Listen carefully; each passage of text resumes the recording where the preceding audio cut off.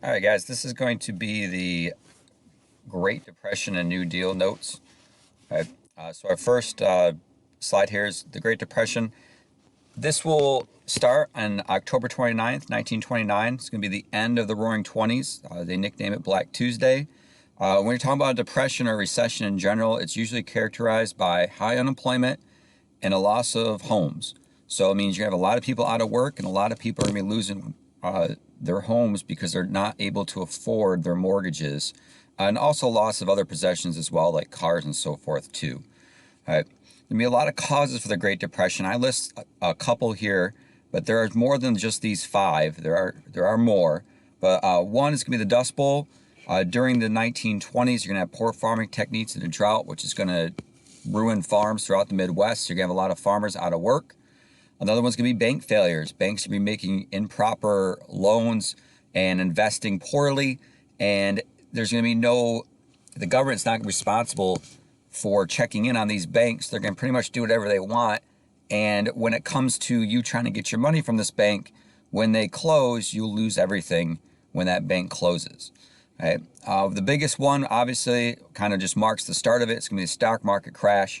And the stock market crash is called by what's called overspeculation, meaning that people thought that stocks or companies were worth more than what they were.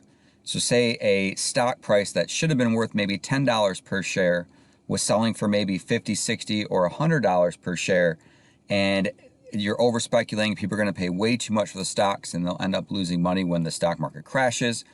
And then you're going to have a thing called buying on margin. This is probably one of the most difficult terms to understand in this chapter.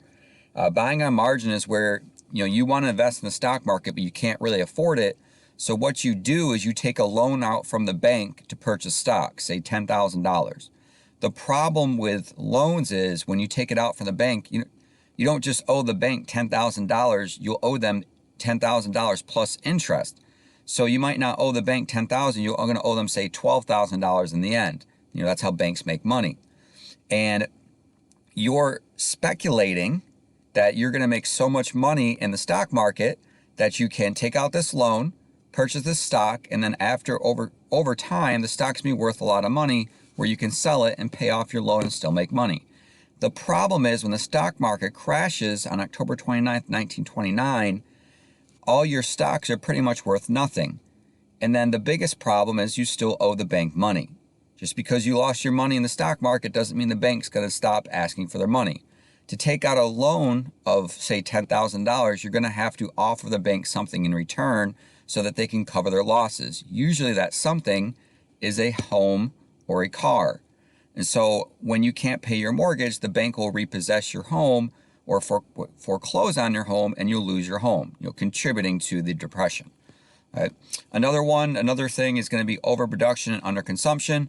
This is where we're going to be producing so many goods, and which is good for prices, but the problem is no one's able to afford those goods because they don't have the money to purchase them because they don't have jobs. Okay, so you're gonna have a lot of, say I'm making radios back then and I hire 5,000 people to make radios in my factory. Well, if I have 20,000 radios, stocked up in my warehouse, I don't need to hire 5,000 people to keep making radios because I can't sell what I already have. That's the underconsumption part. So I'll end up laying people off because I don't need them anymore, which will increase unemployment even more.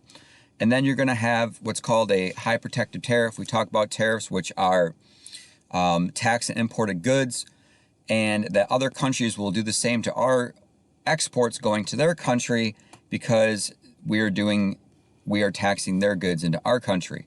Well, in a time period where we need to sell as many goods worldwide as possible, we're not going to be able to because countries are going to put a lot of tariffs on our products because we are doing that to theirs. Okay, the idea behind the tariff, it seems, makes sense, is that we don't want people buying foreign goods. We want people buying American goods at this time to take care of this underconsumption part so we can sell stuff and create demand, which creates jobs. The problem is we don't have people who have jobs in our country in the 1920s, end of the 1920s and 1930s to actually purchase these goods, so we would have need to sell them somewhere. Okay, on the right here, we have probably one of the most famous political cartoons of the Great Depression. You have a squirrel that says, "But why didn't you save some money for the future when times are good?" Squirrel will go around the summer and save up food for when times are bad in the winter when there's not a lot of food. And the guy says, I did, and it says victim of bank failure. Again, when these banks close before the 1930s, and you had, say, $1,000 in the bank, you lost all your money. And that's why a lot of people, even to this day, maybe some older people for the most part, don't trust banks because they feel like they're going to lose their money when they close, which is not true. We'll talk about why that is in a second. Okay. Responses to depression. Remember, Hoover is the president when it starts. Hoover says the government will not help you. You're on your own, a term called rugged individualism. You need to work it out, work hard on your own, and everything will be all right. The government's not going to step in and fix things. Then you have FDR's response. Franklin Delano Roosevelt is the president after Herbert Hoover, and he says the government will help you. This is called direct relief or deficit spending, where the government's going to pump money into the economy to try to fix it. These programs were called the New Deal. And to show you how much people didn't like Hoover's response, right in the left here, this is the 1932 electoral map. Blue is FDR and red is Hoover. It's one of the biggest landslides in U.S. history in an election. You can see that Hoover barely won maybe 5 total states, and FDR took 45 states. You know, that is a huge victory for FDR. It just shows you what people wanted to hear was that the government is there to help you, which Hoover was not saying. He was saying the opposite. Next, we want to talk about the New Deal. The New Deal was the idea of FDR. He ran under, in his election in 1932, was his campaign slogan. It was for a New Deal. And this New Deal was trying to end the depression by creating jobs. Anytime the economy is going bad, if we're in a recession or unemployment's high, the main goal of politicians and the government is to create jobs, because when you create jobs, people have money. And when they have money, they can then spend that money to buy things, which creates demands for products. When you create demand for products, businesses will have to hire people to meet that demand, so more jobs are created. You know, some basic economics there. Doesn't work all the time, but that's the general goal of trying to create jobs. And the New Deal, there's a number of programs that are created. You have the CCC, Civilian Conservation Corps, which is trying to get people to work in parks, you know, fixing up parks. The AAA, Agricultural Adjustment Act, trying to help farmers by giving them loans so they can start making food again. The TVA, Tennessee Valley Authority, building hydroelectric dams in the South to help provide, 1, cheap electricity to the South, and then 2, jobs by creating those dams. The SSA, the Social Security Administration, is started to try to help the elderly, you know, people who are 60 or 62 or above, to get them money so they didn't necessarily have to work. That's still around today. Social Security still exists. You have the FDIC, the Federal Deposit Insurance Corporation. This insures your deposits in banks up to, back then, $100,000 states, $250,000. This tries to instill confidence in banks. Again, remember we talked about before the 1930s, if the bank closed and you had money in the banks, you would have lost that money. The FDIC says that if a bank closes, your money is insured up to $100,000. And that means your money is guaranteed, so you can trust giving money to a bank again. And there's a bunch of others that really just focus on creating jobs, like the Public Works Administration, just trying to create jobs by getting people back to work. Okay. The New Deal does a lot of things. 1, it's going to increase government involvement in your life. You know, we talk about the late 1800s when there's a lot of laissez-faire economics where the government is staying out of your life. This will be the exact opposite. You know, the progressive movement starts this. In the 1930s, the government will really start getting involved in your life to try to fix these problems. Okay, we'll come back to this one real quick. It does increase government debt. You know, the government's paying to fund all these programs, so the government debt will go up. Okay, it increased support and the power of labor unions. The idea that we gave more power to workers because we wanted them to maintain their jobs and to keep making money. Okay. It does not help women and minorities a lot. So these tend to be the groups that will be at the highest unemployment rates. On average, the unemployment rate during the Great Depression was about 25%, which was really high. But women and minorities were up to 40 and 50%. So the groups that were needed the most help were not getting it. So the New Deal didn't necessarily help them. It doesn't hurt them, but it doesn't help them any. And the big thing about the Depression, or the New Deal, is that it relieves the Depression, but does not end it.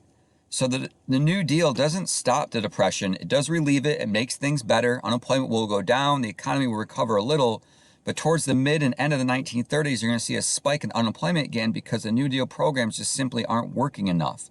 The Depression will end when World War II starts in 1941, 1942 for America, because all of a sudden we're going to have a great demand for products around the world and a lot of people being employed in the military to help this war. Okay. Our next slide here is called fireside chats. You see Hoover here talking on the radio. Fireside chats were, not Hoover, sorry, FDR. Fireside chats is FDR's goal to help end the Depression by talking over the radio to instill confidence in the country. You know, kind of like if you think like a coach during halftime or before a game, trying to pump up his team to say, hey, things are going to be okay. We're going to do this and this and this, and we'll win this game. So that's what FDR is doing on the radio weekly, is that the government's doing this and this to help you. And since the government's doing this, if you keep doing what you're doing, we're going to be fine. The country's going to recover. Ever since then, I think recently it's stopped. But for about 80 years or so, a president would give a weekly radio address to the country. Now, most people don't listen to the radio anymore, but it was a way in which the president used to talk to people. And you can see down here, this is like a living room back then, people sitting around the radio listening to what's going on, whether it's sports, news, or even politics at that time. Okay. I've got a bunch of pictures coming here. Here we have the pictures, shows you the stock market in 1930s, right around when the Great Depression starts. You can see it sinking. It tries to recover, but it keeps going down and down. And eventually in 1932, you're going to see Roosevelt get elected. And then you'll see the New Deal programs come into place. You're going to see the economy recovering, but then you're going to see it drop again because the New Deal programs are not fixing all the problems with the Depression. Right? It made things better, but it didn't take care of it all the way. Okay? Here's a sign you see outside towns throughout our country. You see jobless men keep going. We can't take care of our own. This is the idea that, you know, people are going to start moving around the country looking for work. You know, think about it. If you're at a county or town and there's no jobs available, you're not going to stay there. So a lot of people will start moving around the country looking for work. And so towns will post these signs outside, you know, telling people, hey, don't stop here. We can't take care of the people we already have. There's nothing available. Okay. Right here, this is an example of a breadline and soup kitchen for people who are homeless or jobless and needed food. You see it says free cup of coffee or donuts for the unemployed. You know, free soup as well. People waiting in line, trying to get a handout, trying to feed their families or just feed themselves. And you notice the attire back then, how they're dressed. You look at them, you know, coats, hats, suits, ties, khakis. You know, this is typical fashion back then. If you were a guy, you didn't leave the house without a coat, you know, a nice shirt with a tie or a bow tie and a hat on. That was just typical dress back then. Obviously, that is not today. Our next picture here just shows you the length at which they would become. You know, people looking for food. Also, if there are jobs available, you see lines like this because people, again, they want to work, they want to make money to take care of themselves and also take care of their family. Okay. This is a picture right here that shows you a run on a bank. If you heard that your bank was closing again before the 1930s, you would run to the bank to get your money out, because if this bank right here ended up closing or ran out of money and you were sitting outside waiting in line and you didn't get your money, you lost it all. So the FDIC, like I said, was put in place so this wouldn't happen. So people would trust the banks and so they could keep their money and not lose it all at once, and people wouldn't make runs on banks. You know, you need banks in the country because banks make loans to businesses to start businesses to hire people. If their banks are not around, you don't have money being lent out. At one point during the Depression, you had 28 states that didn't have one bank. You know, imagine 28 states today without a bank. You know, think of our little town in Aner. You know, there's two banks literally within a half a mile of each other. Okay, you know, you can go within 10 miles, you're going to find another 10 banks. You know, banks are pretty much everywhere. And our last slide, I just put this one up because I think it's kind of just shows you the Depression back then. The sign says $100 would buy this car, must have cash, lost all on the stock market. People are going to be so desperate for money, they're going to start trying to sell all their possessions to make money back as quick as possible. You know, to have money to pay for food, to pay bills, to take care of the families. You know, anytime times get tough, people will find things they don't really need to sell. And technically, I guess this guy didn't really need it or just needed the money that bad that he was willing to sell it. Okay.